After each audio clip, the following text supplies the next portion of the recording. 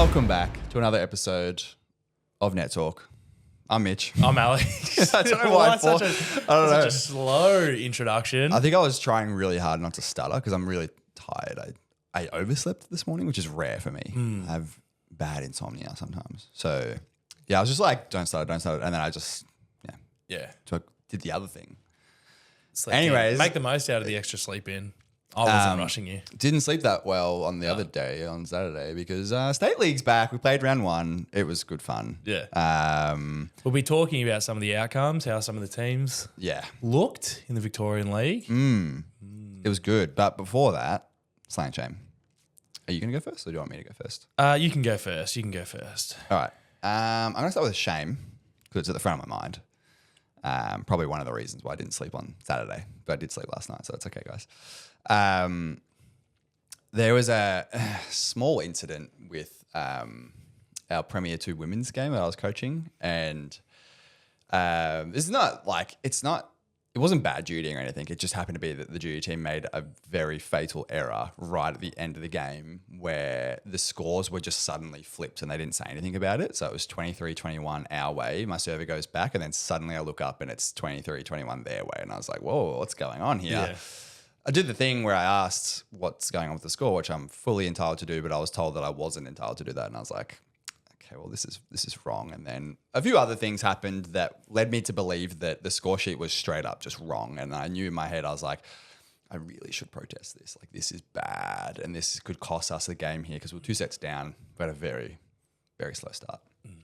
I let it go because knowing that, like, sometimes on the score sheet, you can't really protest some things. But in my head, I was like, oh, I know this is just wrong. And if I get the protest wrong, it's a red card. And then that would have ended the game completely. So I was like, I'll play it safe and not do it.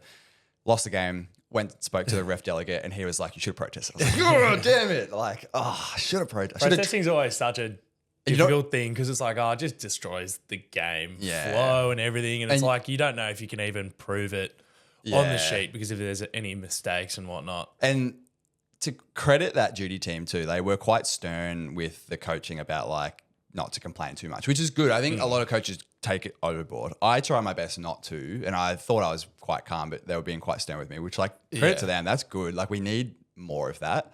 But yeah, they were in the wrong because I spoke to Rev Gillett. He was like, you absolutely would have won that protest. And I was like, I should have trusted my gut. Here we are.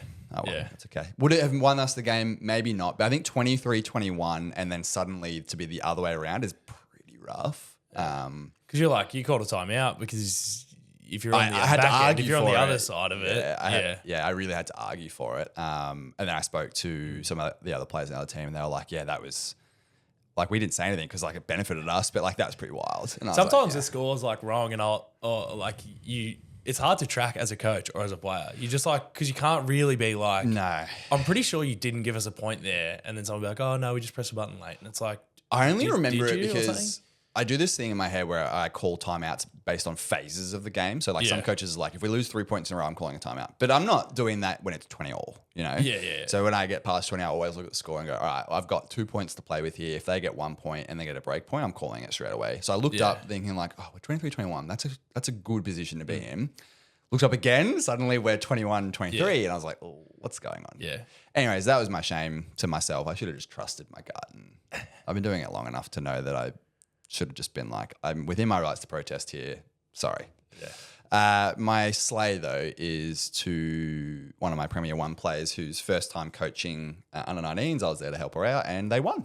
First game, new team, new coach, new everything. And Laura was there. And yeah, it was a great win. We were doing some pretty insane things for an under 19 junior team. Like we were running slides and they were hitting the ball very sharp and very hard. I was very impressed. So slay to those under 19 girls. They were really good. My slay can be my under 19 boys. Oh, also winning first round. Although they didn't look so amazing. Shout out them. They just looks fine. Like first round things, like did enough. You're going to get 14 messages about that comment because they all watched it. It's great. And I'll tell them that like they didn't do anything flashy. They didn't do slides or anything. They just did good volleyball. Yeah.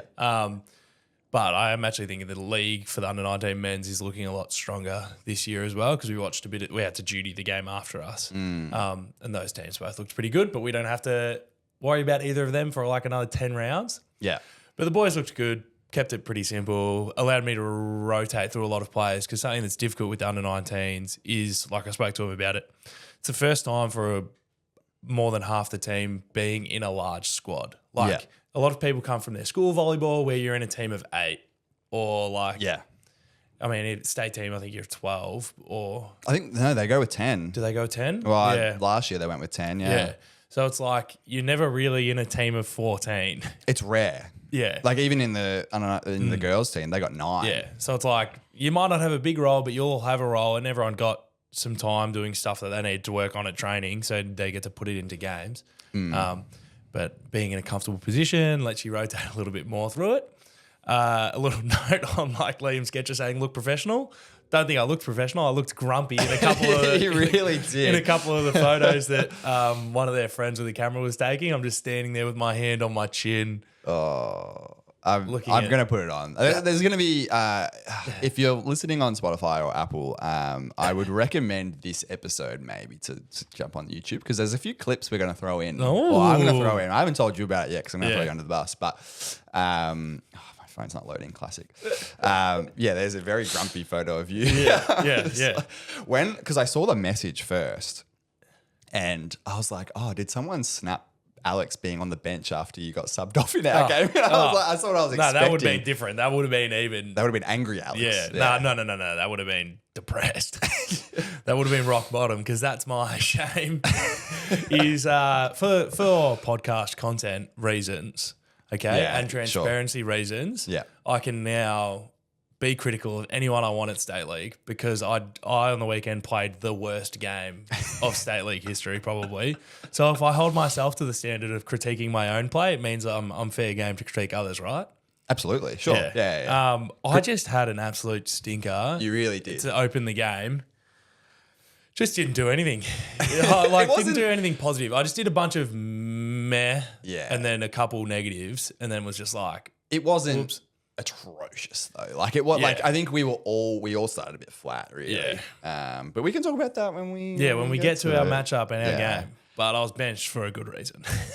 Guys, I actually got to play like the whole game. Yeah. After last week going, man, if we have to play, we're in trouble. But we'll get to talking to that matchup, you know? Yeah. But moving on to the national and local scene, we'll get to the State League. But there was after the junior beach competition, the Australian beach junior competition, I don't remember what it's called. There's some new acronym every year. There was a Pro Futures event. Is that what they call it? Beach Pro Tour Futures. It's a mouthful. It's just like another Beach Pro Tour event, but I think it's more for like under 25s or something. Yeah, or just more targeted at like the next lineup of players. It's kind of like a secondary event to the big name events. There's like the secondary tour, it's like but there were a couple great Australian results there. Lizzie Elchin and Georgia Johnson getting bronze on the women's side. In a very close game. They're probably a bit fuming because I think they had a close semi-final as well to get knocked out. And did they play the USA sisters that won? I don't know if so. Yeah, I think so. Yeah. They looked pretty good though. Yeah. And then on the men's side, a couple indoor names for a few people. Jed Walker and Finley Bennett. We've gassed up both those guys a lot on this podcast and now they're playing together. Which is interesting that they didn't play the national tour together because Jeb was playing with Ollie Merritt for at least Cobram and one of the others. But they partnered up for this and they got bronze. So that'd be a pretty great result. I didn't see them, but I dare say just thinking about their play styles, they probably complement each other very well. Yeah, well, they came up against, in the bronze medal match, Garang Anyang and Justin Schumann in the bronze. And that was a close game. It was 3 sets. That would have been a good game to watch. 24-22 in the second and then 18-16 in the third. So it was a very close bronze. Would have been amazing to watch. Yeah. But 2 Australian men's sides there. Moving to the international scene, just quickly, Luke Perry named in the dream team for the Plus Liga, which is huge because we gas him up all the time saying he's one of the best liberos in the world. And now Does he need proof? No. But like now he's been named in the dream team. And if you look at that dream team, it was genuinely the Polish national team plus Luke Perry. Yeah. Like it was Wilfredo Leon, Tomasz Fornal, Karol Butryn. I didn't recognize the setter, if I'm completely honest. But yeah, like that was an incredible result for an Australian player. So if you get a chance to watch him play, like they're in their finals period now. Like I'm going to be trying my best to catch a few of their games, but yeah, that was really cool. And another Australian, Will Darcy, who we've sort of covered maybe once or twice. Yeah, he's been overseas for a little while. So, yeah. But he's been in national team stuff. You might have seen it go viral over TikTok and Instagram, but he was part of the UC Irvine team that upset Mr.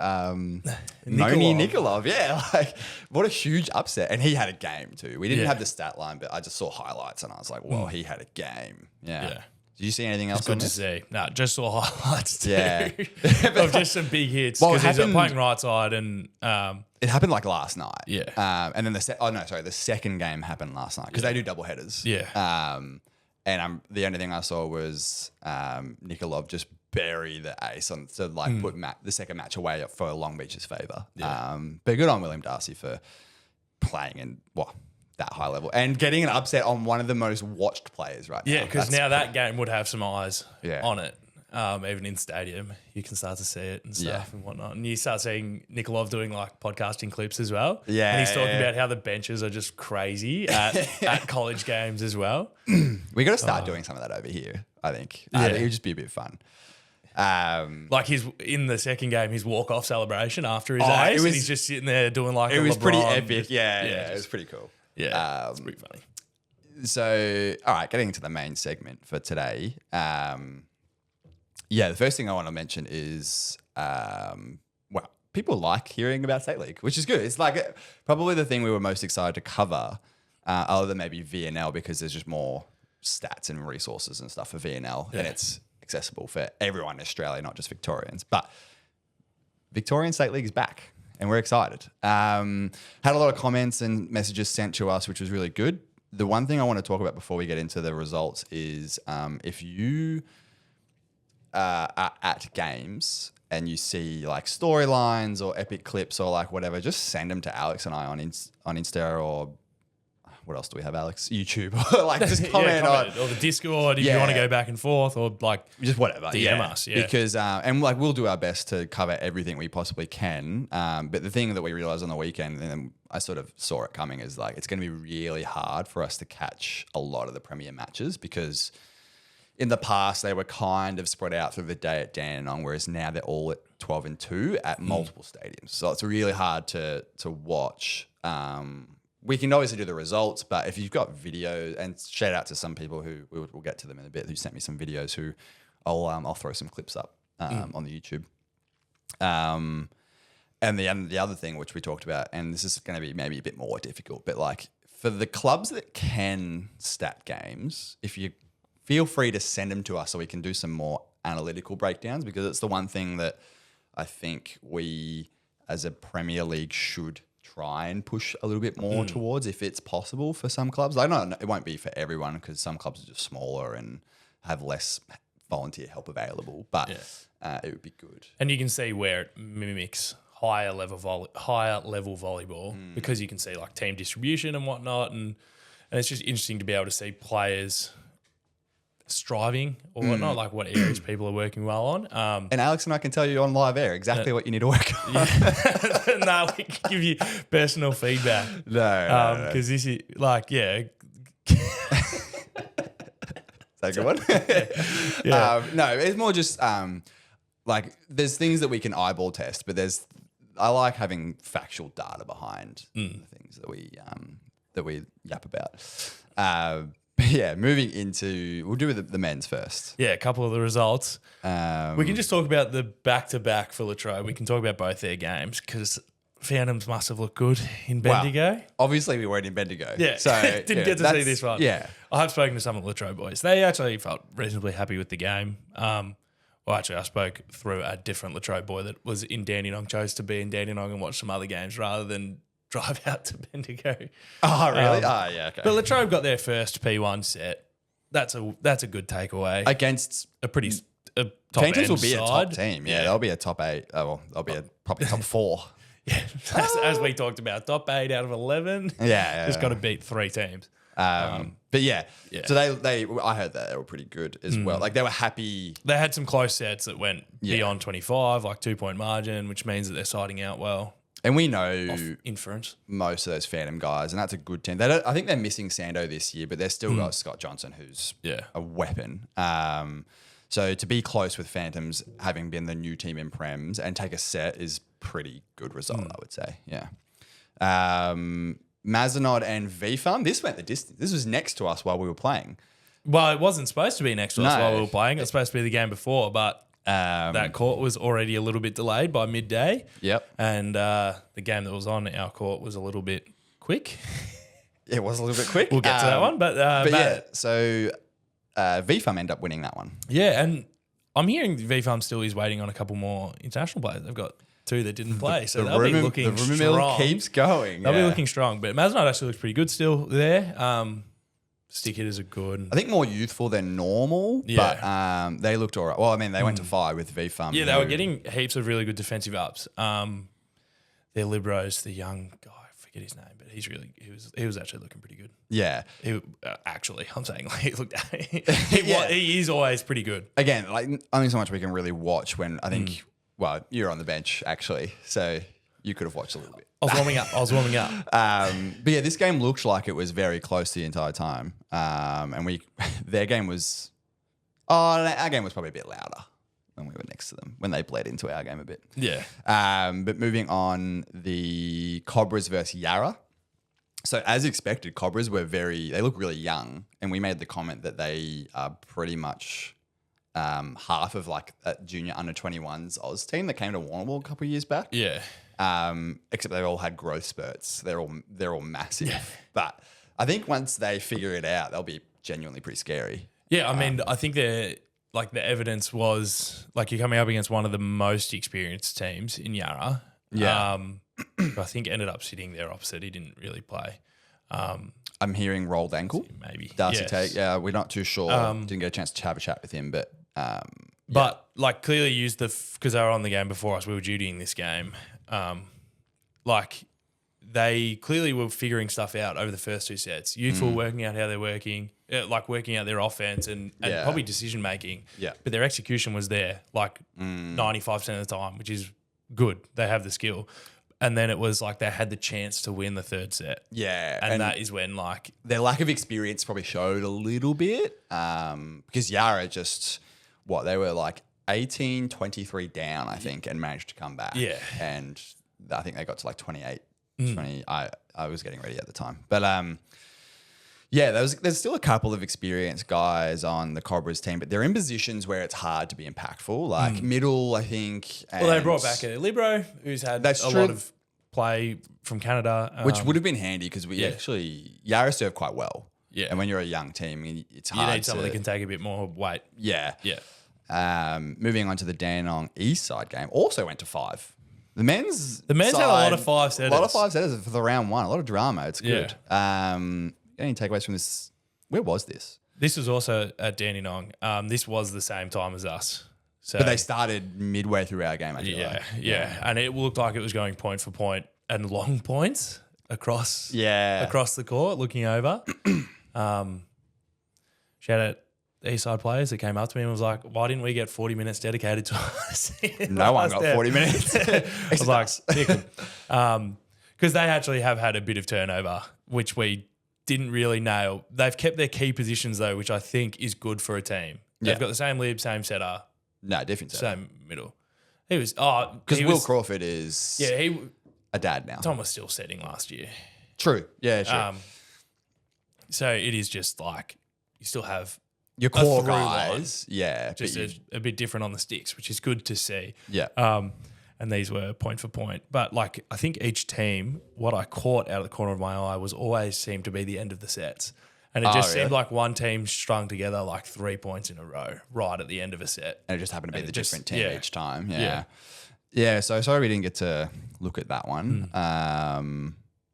But yeah, good to see that it's competitive. Yeah, you can send us the through lines of those games, the storylines, and let us know what happened because actually looking at the fifth set, then the fifth set was 15-8 Eastside's way. So they clearly just turned up in the fifth. Yeah. So yeah, as we keep saying, like, feel free to shoot us messages or comments. Be like, tell us what happened in your game. We'll talk about it because we're not going to be able to watch all the games. And then there was our game, and listed last, and getting to it last. To be fair, we predicted last week that our game was going to be the game to watch, and I still think that was true. I think ours was quite a high quality 5-setter, maybe not the highest of qualities. I think our team and Monash had some lulls, but overall, I think it was a pretty good game. Went to 5. Yeah, it was a pretty good game from everyone except Alex. Hey, I wouldn't say it was a high quality game from anyone. Our team, our side of the court just seemed like consistently not a high enough quality to what we aim for and what we should be. Like even myself removed, I'm definitely bringing down the average. But our median player was still below what we should all be at, which was unfortunate. I think we were definitely still figuring it out. Yeah. And I feel like it was Monash were also figuring it out because like there were some things like Dil Lucchesi didn't come in that much. Yeah. We all made some comments like, oh, you're wearing the wrong jersey today, Dil. You're not wearing the Libero jersey. And we were like, oh no, this could be an issue.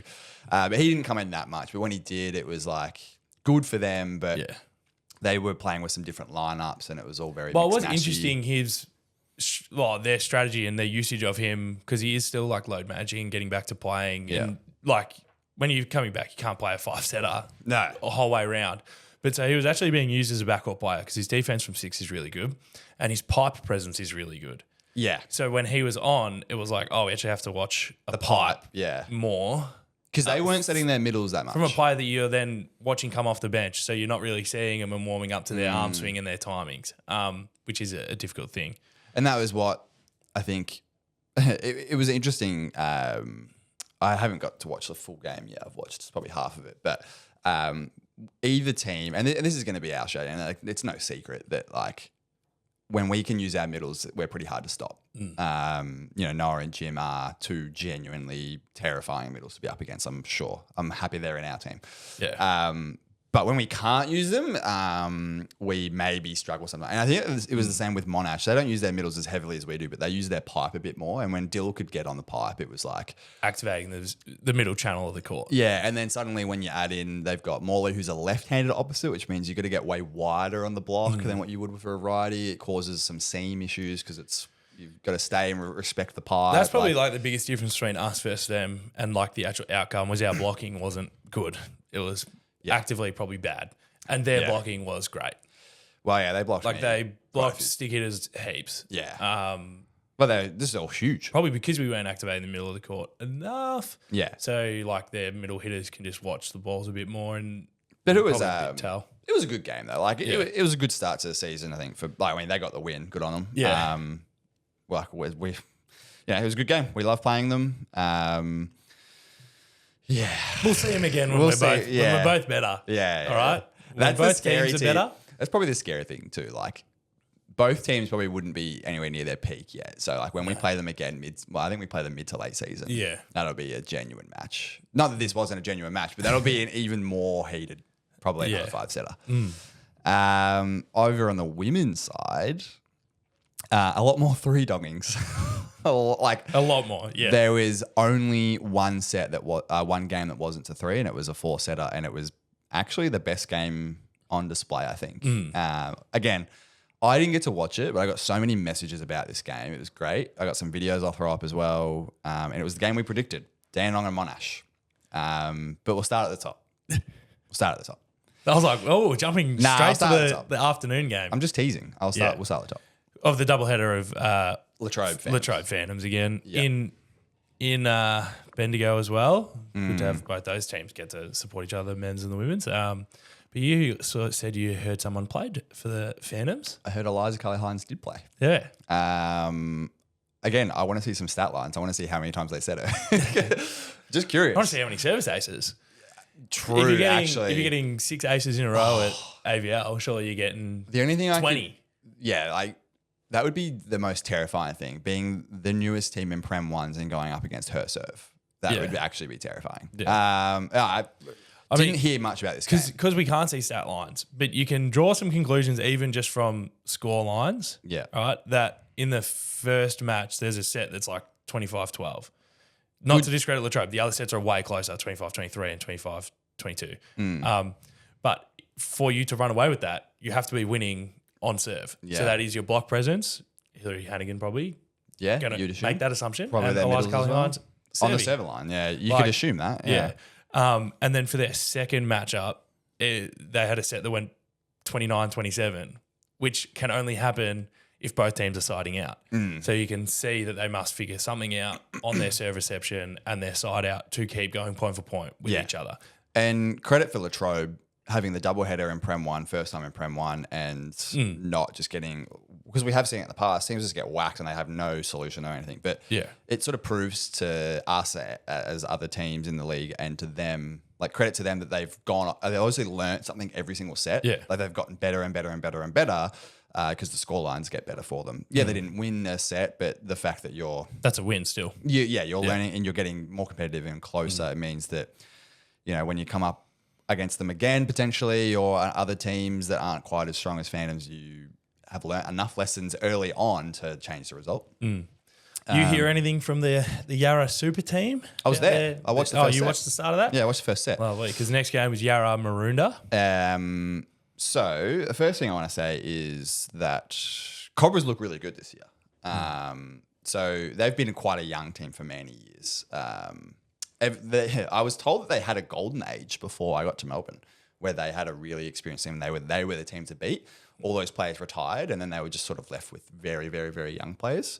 But this year, they seem to have gotten a couple of the East Side players that aren't playing in Prems anymore, that moved across. A couple of international players. I believe they're Polish. I haven't spoken to them or met them. This is just what I've heard. But I was watching them play, and they are genuinely, they're big, they're athletic, they're very strong on the attack. Except those are all the things that Yarra are also very good at. So I watched the first set before I had to head off to our game. And the thing that I noticed is just Cobras being very new. Like, as in, they're a bit more experienced now, but their team roster, like, I don't think any of those players have played together before. And you could kind of tell, like, Yarra are a team that have the same qualities that they do, but they, when the rally started going, Yarra just simply out-communicated Cobras, and they just figured it out. They played really well out of system, whereas Cobras were just figuring it out. Again, because I think they're a very new team. But it was very competitive to watch, but Yarra having the experience that they do and spreading the ball out maybe a bit more than what Cobras look like. Cobras look like they were just feeding position 4. Whereas Liana from Yarra is dishing that ball everywhere and using the middles when she needed to. And then I heard that they just, the sets were close. The Yarra just took it out. Side note on that, at the new stadium, actually your junior girls were there too. Yes. It looks nice. It is nice. It's two show courts essentially, or 2 show court sized areas. Yeah. On nice Jer floor. Or So it's a good stadium. And I like the facility. Like, it's a good facility. It's good. It's actually not much further than Dandenong, which is really good. It's like a 9-minute drive from Dandenong. My only complaint, if I'm to be really, really critical of it, is I was kind of hoping that if it was going to be GER floor, it would be the thick spring GER floor, but it's just a floor mat on concrete. So as soon as I put one foot on that stadium, I was like, this is concrete. This is rock hard. So I just worry about some knees for the landings on that stadium. I don't know if anyone ever played the Warrnambool main stadium where before they upgraded the wood floor, like that is sort of what it's like playing on. Yeah. But otherwise, great stadium. Happy to have, I think we have 2 games there. Yeah. But I'll be doing an extended knee warm up for myself. Just for the sake. I think we'll be lowering the height of our passes as well. Yeah, the roof is a little low.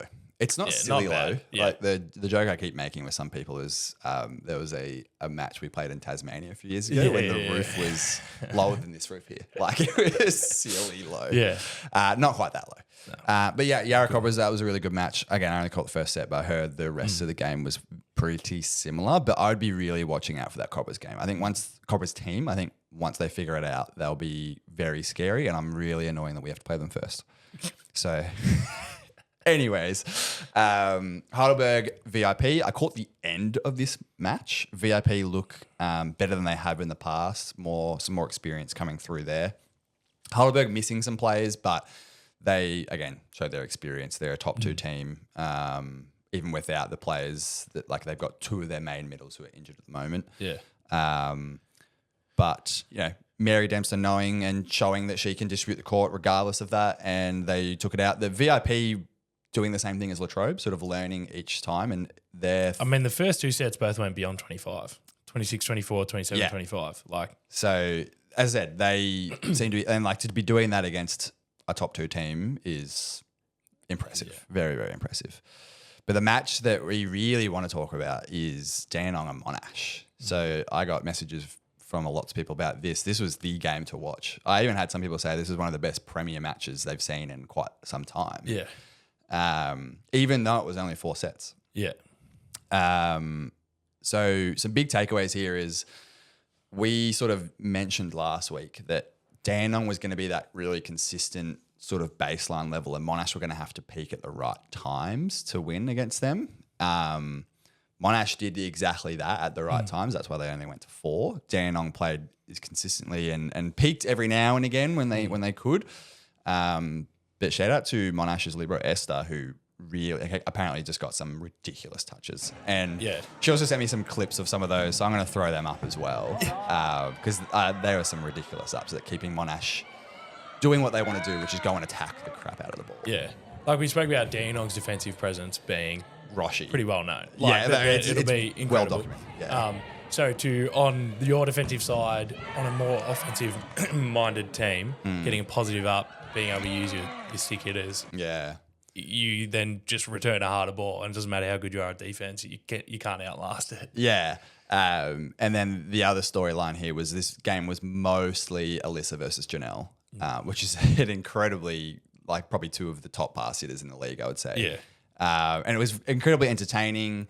And I think from what I was told, again, I unfortunately didn't get to watch this match, but I was told that I think Monash at the end of the day just defended a little bit better when they needed to. Dandenong defended well the whole match, but Monash did when they needed to, and they blocked Janelle a little bit better than Dandenong blocked Alyssa.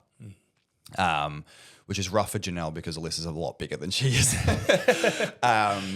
But I do think Dandenong, from again what I was told is that they move around a bit more because Lou's setting and can drop her short, drop her long, and maybe they just need a bit more time to figure out where Monash's weakest block points are. But apparently this was a really good match, so I'll throw up the clips, and you can tell me. Last match of the day was exactly what we said last week. VFAM versus Mazenod. The half of the Tofu girls that are on this VFAM team, they got their revenge from Warrnambool. It was a 3-0 win. Wasn't here, didn't get to see it because this was at the same time as our game. Yeah. It was every set was decided by 2 points. Yeah. So it was a close match. Going by that. Yeah. 3-0 sometimes doesn't do stuff justice. No. There wasn't any 3-0 on this list that wasn't super close. Yeah. Which speaks volumes to how quality this women's side is, which is really good to see. And a little bit scary for me. My first time in. Yeah, you've had the bye week 1, so you are just hearing and looking. And I needed it because So overall really good. Again, please feel free to send us some stories, some cool points. I have a cool story from our game. You know how I reckon it was our 2nd or 3rd episode on the podcast, how we shouted out how sweaty Darcy Cox is. I have a clip that I'm going to throw up on the thing now of him diving in position 1 from 5. Yeah. And then when the rally continues and I go back to transition and I find his sweat. Straight across your transition line. Yeah. And it's like, you should have just covered it. Stop making him run across the court. I think I was blocking. I can't remember what I was doing. Yeah. I'll throw it up. You guys can be the judge. Was I on the wrong? Or should Darcy? At least Cam had enough awareness not to set you. It's so funny in those moments when someone slips and still gets set. I think because Cam knows I'll yell at him if I'm available. And I slipped on the ground and I was like, oh, ow. Yeah. All right. We'll hear from our sponsor now from this week's episode. This episode is brought to you by Andor Financial. Now, as some of you know, a good friend of ours, good friend of the show, and our Melbourne Uni Renegades captain, Michael Cirillo, has recently started his own mortgage broking business. Not only this, but Mike and Andor Financial have committed to supporting and sponsoring Net Talk for the indefinite future. If you didn't know, Mike has spent the last 10 years in the finance industry in both financial planning and mortgage broking roles and is super passionate about empowering people to take control of their financial future.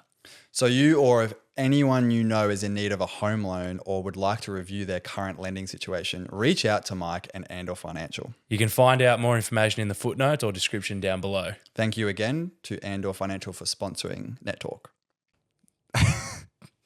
And we're back. So round one's done. It's dusted. We didn't get to see two teams. We didn't get to see Heidelberg from the men's side. We didn't get to see my team. Great. I love it.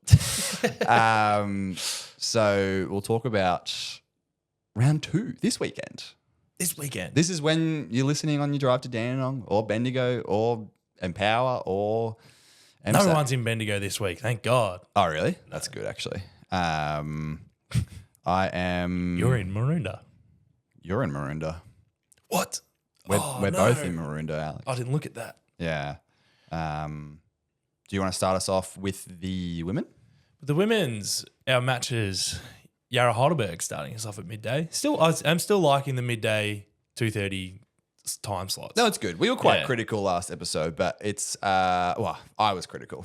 I was still critical because it doesn't really let you see the other P1. So it's hard for a podcaster, Yeah. Because both men and women are all at the same time, different stadiums. You guys have to help us. Yeah. But at Maroondah Nets, Yarra versus Heidelberg. That's a top 10 matchup. That's probably going to be the game to watch, I reckon. Yeah, that'll be good to see. I'm looking at that is definitely the game to watch. Yeah. Literally 2 versus 3 from last season. Yeah. That is going to be a heater. And it's at midday at Maroondah, unfortunately on the court in the corner, which is a little bit of a shame, but definitely try and get to watch that one. We won't be able to even peek because Maroondah has the actual court dividers. We won't be able to peek. Well, they're on the opposite ends as well. Yeah. Oh, yes. Yeah, yes. we can't even peek at these. No. So if you're there at that match, make sure you spam Alex and I and let us know what's going on because I think we're playing at the same time. Yeah, we are. Well, I don't think I'm going to play. I think I have a clash. Anyways, next round is VIP versus Dandenong. Let's see if VIP can be really competitive and steal a set. I don't think they will because Dandenong look really, really good from the clips I saw and from having the practice match with them. But that'll be at SVC at 12:30. And then it's my game. Your first game. So we're at Maroondah Nets, same court. We're after that Heidelberg and Yarra matchup. We're at 2:30 and we play Cobras. Excited for the first game and scared, but excited. Yeah. To see how your team actually shakes out.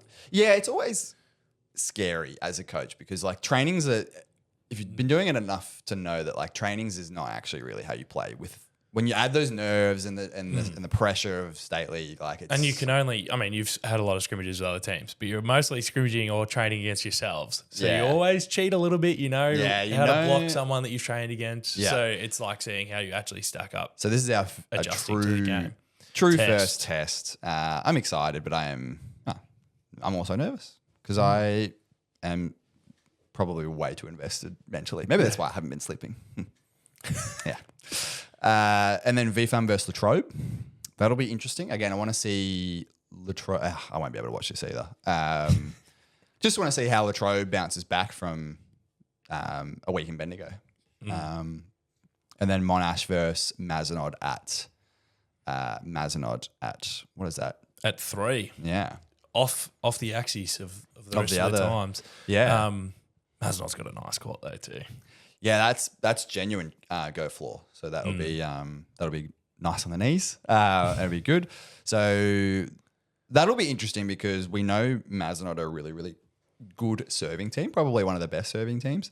So I have questions as to how Monash will deal with that Although I think with Esther and Alyssa, and I'm not sure who they're running with their second pass sitter because they changed it up when we were playing them on the practice match. Yeah.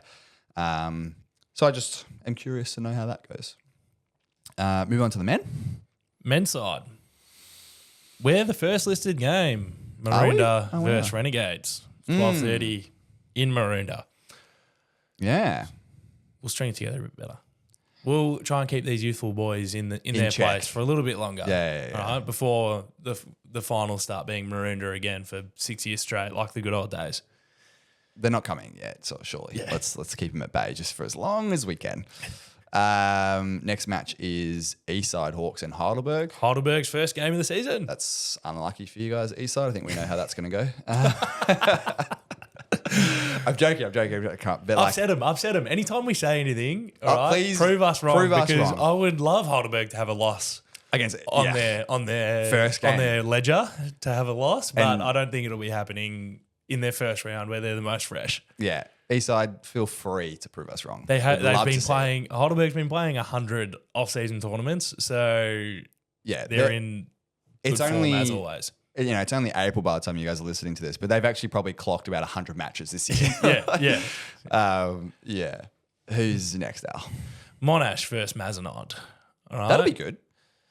Yeah, it will be. Is that a Mazenod? Yeah, it's a Mazenod. That's at Mazenod as well. Um, We'll see Monash probably just churn away with the same lineup again. See how the youthful Mazenod goes against him. Yeah.